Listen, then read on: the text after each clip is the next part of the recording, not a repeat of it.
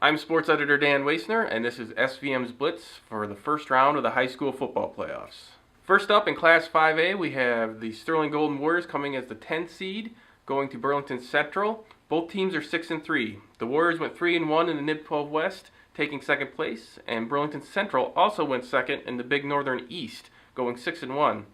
This is the first time these two teams have played each other, and I see the Warriors coming out in this one 28-21.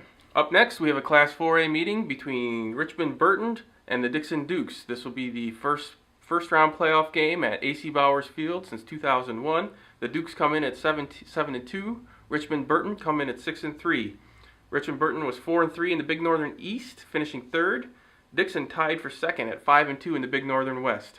I like the Dukes in this one, winning 30-12. Up next, we go to Class 3A, where the top-ranked Newman Comets, sitting at 9-0, host Aurora Christian, who are 5-4. The last time these two teams met was in 2012 in the 3A semifinal, which Aurora Christian won 41-7. These are two very different teams than those two. Aurora Christian isn't quite so stacked with Division I talent. I like the Comets' chances in this one. I think they win 28-24. Sticking in 3A, we have the Oregon Hawks at 5-4 hosting a playoff game against another 5-4 team in Chicago Rabbi. Rabbi is out of the Chicago Public League Land of Lincoln Conference, where they finished 2-3 and in 4th place. Oregon also finished in 4th place in the Big Northern West, going 4-3. The Hawks are a perennial playoff team. They know how to control the ball. I think that's what they'll do against Rabbi. I think they win 18-10.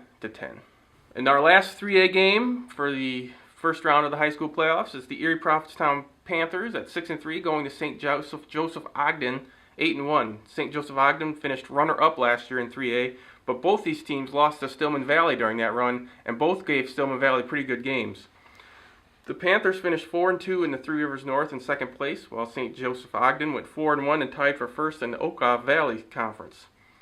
The Panthers are going to have a hard time on the road here, I think. It's going to be a close game, but I think they fall 21-18. Turning our attention to Class 2A, this is the lone matchup between two Sauk Valley area schools, as the number 8 seeded Amboy Clippers at 5-4 travel to Lanark to play Eastland Pearl City, who is 9-0. The Wildcats have had trouble with Three Rivers North teams like Amboy in the past in the playoffs, but the Wildcats are loaded this year with offensive talent.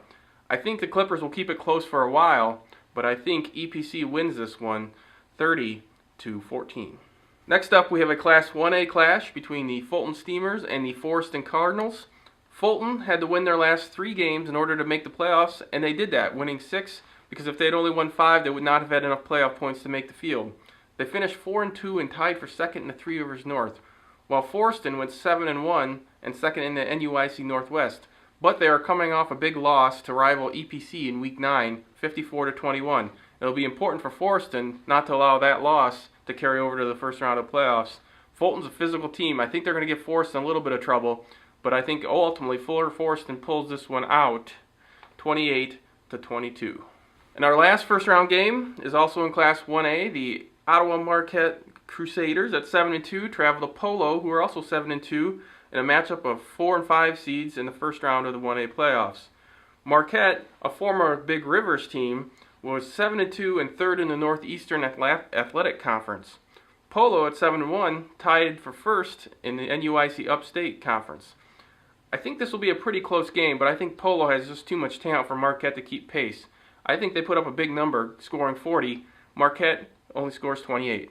And if you missed it, we had a 12-page playoff preview in Thursday's editions. If you didn't get it, be sure to stop by the paper and pick up one.